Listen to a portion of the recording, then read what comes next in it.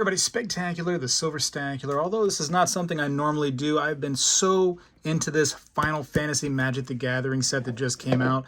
A very neat thing for me, very nostalgic. I am a big time video gamer, I tell you what. That got me through some tough times growing up in my childhood, especially when mom and dad were just never there because they were always working. It's not their fault they had to work, but you know, games kept me busy, almost like a babysitter, if you will, kept me out of trouble. But Final Fantasy is definitely some of my favorite games in existence. These packs right here from Magic the Gathering just hits me in such a way with the nostalgia. I don't know how to explain it. But yeah, I'm just gonna open some packs just for fun. This is really has become an investment for a lot of people. Cards are actually an investment. You can, hate it if you don't like it, if you don't know about it, but it has done very well for a lot of people. And it's just an alternative way to put your money into something else rather than just, cash, really. But sometimes you can get lucky with packs like this. Technically, I would say that this kind of thing is a gamble. I'm going to be opening up what is called a bundle. It has 9, let's count them all. 6, 7, 8, 9 regular booster packs. And these are all Magic the Gathering, like I said earlier. And it has 2 other little packs right here. Reminds me of those like the shredded wheat packs that you used to get. And they will have a pack full of lands. I can see the land on top right there. It looks like a plains. So I'm just going to keep that to the side because I really don't need it. It has this cool little die right there, 20-sided die. If you're a fan of like a Dungeons and Dragons, you would know what these are. It also has 2 cards from the collector boosters. And so these could be some really good cards. I'll tell you right now, I'm looking at this card right here through the pack. It is Cloud Strife, which is a big card when it comes to these sets. So that card right there might be close to my money back right off the bat. It's funny how you can see through it, right? Well, we're going to open that towards the end, though. We're going to get to these booster packs. Some big cards that we'd be looking for, of course, a Cloud Strife, nice Buster Sword, Traveling Chocobos are big. I love... Oh, look at this. I was just going to say it, but here it is. The art series are my favorite things that this set right there has done. Because again, Final Fantasy, some of my favorite games out there, especially Final Fantasy VII. Played both the online ones. Shoot, man, there's so many good ones out there. 8, 9. There's some that I've missed for sure, but I could always go back in time. Let's check out this art series piece. Oh, look at that Cloud Strife right there. Now, if I had some gold writing on Cloud Strife, less than, I think it's like 5% actually, of all the art series will have gold writing on them. So there is another rarity amongst all the cards. Wonderful. I keep those to the side. I love those to pieces. But if you are a Final Fantasy fan, you're probably still watching. If not, you're like, Blazing Bomb. If you are a Final Fantasy fan, you know the Blazing Bomb. Fight on. You can see Aerith and looks like Yuffie right there, just doing the fight stuff. Some Geshel Greens. Chocobos love those, I hear. Magic Damper. We got Galacat. The Magic Pot. Everybody knows that guy. Instant Ramen. Big thing from the Final Fantasy 15. That was cool. Let's see. Barrett Wallace, Final Fantasy 7 character. Greha Tia. And this is a Final Fantasy that, that I'm less familiar with. What's that? 14. Less familiar with that one. Side quest, raise a Chocobo, and also Black Chocobo on the other side. These are your uncommons right here. And here is Clive's Hideaway. You can tell the rarity by the color of this little emblem on there. You can see the Final Fantasy is kind of a gold. Gold's rare. Silver would be your uncommon, and then just like a black would be your commons. And there's also like a little bit of a variation of gold color, and that'll be your mythic rare. And you can also see right here in the bottom left, you see that R, which means you're rare. So it takes all the guesswork out. So we'll take that. We have a foil card right here, Summon Primal Garuda, and a Forest, but your Clive's Hideaway is the rare. And I'm going to take all the rares and I put them all in plastic. And you can see this entire stack right here is decent rares. Some more decent rares over here on this side. These are all my art series that I have right here. And these on the left are all better rares. So better rares could be $100 cards or less, down to like maybe $5 to $10. So There's some a little bit lower level cards in here, but I'd say they're a little bit better of rares. So for instance, like that right there is like a $60 card right now. Yeah, $30 card, another $30 card, over and over again. It's fun, man. It's fun. And it's just, like I said, it's an alternate investment. Some people out there might be like, oh, you know, people throw their money in some crazy things. But honestly, I did Magic when I was younger.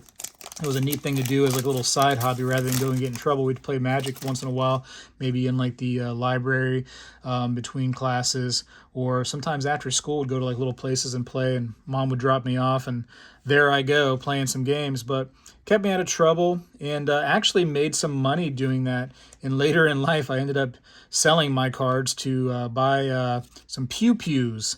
So that was an interesting trade right there. Cards for pew-pews. So there is money involved in these tradable card game things sometimes, depending on which ones you get into. Let me go back, talk to the cards. Ultros Obnoxious Octopus. If you played Final Fantasy VI, which was Final Fantasy III over here in the United States, you'd know Ultros for sure. He was super annoying. Dragoon's Lance. Colosseum Behemoth. Ah, Vanille. Look at that right there. That is an uncommon. Great borderless, though. You can see she's on Final Fantasy 13. And our rare will be Kuja Genome Sorcerer. So there you go. Put him over here in the rare pile. And we get a holo, which is Reach the Horizon. And also a holo land. Okay, I'll take it. And a hero token. Now with these packs, generally you're going to have a few uncommons, several commons, and one rare. There's 14 cards total. However, it might not be more than, just one rare. It could be a few rares. I've had 3 rares in one of these little packs right here. So, and some of the ones that are not technically rare could end up being pretty valuable too. That is always a possibility. Again, some of these cards right here that are signed gold could have a little bit more value. All right, Sage's Noliths, Weapons Vendor, Haste Magic, Heck Dies, Town Greeter, Adventurer's Airship, Laughing Mad, Stinking Kefka, Cactuar, we love Cactuars, Garnet, Princess of Alexandria, there you go, Final Fantasy IX character, Relentless XATM 092, Samurai's Katana, and our rare will be Aetir and Preywin. There you go, it's actually a mythic, and you can again tell that from the color of this right here, also the M right there on the bottom left. So there you go. Not sure the value of that, I'll check these later. Oh, look at that little cute chocobo. That's neat. I like that one right there. That's cool. So yeah, I put those in a pile, and let's go ahead and keep it going. I'll try to get through these on a video. Like I said, this is not something I normally do, but once in a while it's actually good to change up the channel and not just do the same thing over and over again. And it kind of bridges the gaps between different hobbies a little bit. So maybe some of the people that only were into tradable card games might come over and say, oh, what's the rest of this guy's channel about? Oh my goodness, silver and gold, huh? Maybe I should start thinking about investing in that. Ice Flan, Summon Choco / Mog, awesome. World Map, Grain Pulse Ochu, Barrett Wallace, Final Fantasy VII, Samurai's Katana, Titus, Blitzball Star, Ultimecia, Time Sorceress, and our rare is going to be Lightning Army of One. Lightning Army of One's a little bit better of a card for sure. So we like Lightning Army of One. She comes from the Final Fantasy 13. I was not a fan at first of Final Fantasy 13 when I played it until I got to the open world, and that made it so much better for me. I'm an open world lover, so when the games are linear, it's hard for me to enjoy it.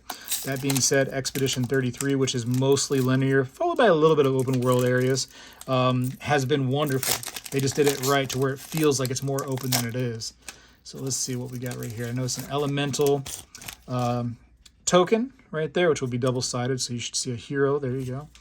And we got Cloudbound Moogle. That's a cute card. Suplex, Nazmu Trader, Airship Crash, Retrieve the Esper, Monk's Fist, Hero of Light. See, there's an additional rare that we got in the pack right there, so we can take Hero of Light, move it over. The Final Days, there's an uncommon. Choco Comet, Albert Steiner, Final Fantasy IX character, and Summon Choco / Mog, and let's wait for a common to be right there. Ultima, Origin of Oblivion. decent card, nothing too special. Samurai's Katanas, Plains, 2 foils right there for us. And we're going to put those down there. Let's keep it going. Hopefully we see something really big.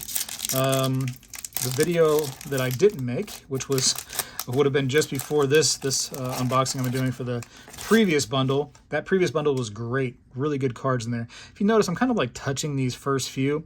It's because they're common. I mean, not that I don't care about them, but I'm not really worried about them getting my fingerprints on them. However, I kind of treat the last few a little bit more special because I don't want any grumminess on there. Maybe it's not an issue. Maybe it's something I shouldn't worry about, but I just do. It's just I have a habit of it. Shambling Scythe, I don't know how to say that.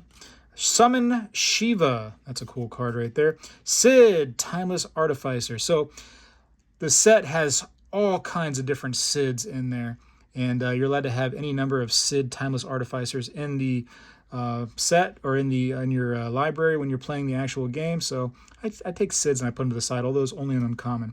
Ultima, there we go. Ultima is our rare. And these are a little bit slidey right there, like an air pocket below it. And Delivery Moogle being the foil is beautiful. Gungaga, Reactor Town, and again, that hero token at the end. Only a few more packs, and we're going to get into that special one. What could it be? What could it be now? And I sound just like him. It's scary because I could end up getting a copyright strike. All right, here we go. Braska's Final Aeon. This should be a nice art series piece. I don't have this one yet. That is wonderful. I would have loved to have shown you a gold signed one or a Planeswalker symbol on the stream, but I guess I'm not going to be able to do that unless it's in the next couple packs. Again, I put these to the side. I love the art series. Some of my favorite, actually probably my favorite things from this set are the art series. And there's actually an uncommon card, which is my favorite card thus far. I wish I could show you that. We'll see if it comes up. Fate of the Suncrist, Red Mage's Rapier, Black Mage's Rod. Frisch's Wanderings, Kieran Merchant, Grand Pulse Ochu, Sahagan, I wish it was Sanguine, Stolen Uniform, Rydia's Return, Eden, Seed of the Sanctum, Lock Cole, which I disagree with him being uncommon. He should have been a rare card, seeing as how he's a main character, but they did that with certain characters. They just kept them uncommon. I'm not sure why. Kane, Traitorous Dragoon. I can't tell you how many Canes I actually have gotten so far. It's a bunch. Syncopate and a Plains. The Plains are actually, this is awesome. So this comes from Final Fantasy 15. So Noctis and the rest are probably in that car driving around. One of my other favorite Final Fantasies for sure. That was a great game. Actually, oddly enough, I ended up platinuming that game on the PlayStation, which means I got every trophy possible. Sometimes that's hard to do, but I was really into that game, and I was like, you know what? I'm getting the platinum. Getting the full trophy on this. We got Light of Judgment. Kefka's destroying stuff over there. Sephiroth's Intervention about to kill Aerith. We got Gigantoad. We got Stuck in Summoner's Sanctum. You Are Not Alone. White Mage's Staff. Newfound Adventure, although it looks like a lot of the rares it would be like this. This is just an uncommon. Sometimes those uncommons in that form right there have a little bit more of a value. Cargo Ship, Gaius Van Balsar. Ride the Shoopoof, and Side Quest, play Blitzball. Our rare will end up being Venet, Heart of Haydilin. And this has a reverse to the World Champion Celestial Weapon. Let's see, what else do we got? Move him over there. World Map in foil, and another Gateway, and a Hero Token. I have not seen or heard of any of the weapons being. I think there's a crystal weapon, but I haven't seen like a ruby, emerald weapon in this. I was hoping to see those. That would have been a cool thing. There currently, as of the making of this video, there is a card from this set that is on secondary auctions for $200,000. That's the asking price, and it's a super rare traveling chocobo in gold foil. Very crazy, some of these prices. If you know anything about Magic the Gathering, one of the past sets, the Lord of the Rings set, they had a card that was only one of them made. It was the Lord of the Rings, the One Ring, and it was special, serialized, one of one. And I think it was Post Malone that ended up buying it for $1 million or $2 million or whatever the case may be. Wild how expensive some cards actually are. Slash the Light, Mysidian Elder, Shinra Reinforcements, Summon a Fat Chocobo, and Sage's Nullus, Weapons Vendor, Instant Ramen, Sasha's Chocobo, Ashy Princess of Damascia, however you want to say it, Circle of Power, Bart's and Boko will be our rare. Actually got about 3 of those now. And another rare, an additional, a bonus rare. Look at that. Isn't that nice? So 2 rares in this pack right here. Venant, Heart of Hadolin. We just got one of those. We're getting another one, though. And Quinnet, that's an awesome card right there, especially in foil. Insomnia, Crown City, and another bird token. So that would be those 9 booster packs. Now, there are booster packs that go beyond just regular booster packs, and they are called collector booster packs, where a lot of those are going to be foils and surge foils, specialty pieces, and certain cards you can only get in those collector booster packs. However, in this bundle, like I mentioned earlier, there's 2 cards from the collector booster packs. I can already see that one is Cloud Strife, which is a nice card to have for sure. And we're curious what's below Cloud Strife. And there will also be a bunch of lands that should be foiled too, as kind of a bonus. So the bundle is kind of a nice little box for sure. So we will go ahead and get rid of this shredded wheat package. And there is Cloud ex-Soldier right there. Kind of a nice card. Could be better if it was a nice surge foil. And a Kefka Court Mage. Okay. Very interesting. Final Fantasy 6 and then 7 characters. Kefka Court Mage. I love these so much. So cool. And I'll show you how cool these. Look at the foil on all these. 7th Heaven from Final Fantasy 7. Again, Final Fantasy 15. Look how neat all these pieces are. Cool Island. Scenes from the game, huh? Or games. Many games right here. Spanning many years, all these games. I think, I'd like to say it was like 6th grade when I ended up playing Final Fantasy 7. It's been a long time. Long time. That'd be well over 24 years, 25 years almost. Something like that. Cool. Cool pieces. So anyways, again, not something I normally get involved in, but once in a while I like to diverse my investments a little bit. I saw that Final Fantasy and Magic the Gathering are working together. Magic the Gathering has gone nowhere. It's been doing great ever since I was a kid. Final Fantasy has been doing great since I was a kid too. And, you know, I think that they're going to keep on doing good. So I try to protect my investments with things like these little plastic things. And I got some plastic sleeves here that I put also with it in conjunction. But anyways, everybody's got something different that they get into once in a while. And I thought, hey, it'd be fun to try to bridge the gaps between Silver and Magic the Gathering a little bit. And tell me what you think down in the comments below. And maybe you're a fan of Final Fantasy or Magic, and you're like, you know what? I'm going to grab these. If you are one or the other, let's say you're a fan of Magic and you don't know about Final Fantasy, get into it, man. There's some really good games. Can really take you into another place for a while. Some games are better than others out of the series, for sure. I'd recommend Final Fantasy 7, 15. The onlines were both pretty good, although 11 is a little dated right now and it'll probably stress you out with all the traveling you'd have to do on that game. Fast travel is a big deal for sure. But yeah, anyways, I got to go for now. I appreciate you for watching. Spegtacular is out. Well, hello everybody. I seek to educate and entertain through my journey of collecting coins and stacking precious metals. I encourage you to subscribe and please stay with me on this journey. I am Spegtacular, the Silver Stacular. You know, when I was a kid, we did this every day in school, and I believe we need to bring this back a little bit, and I'm going to start right now.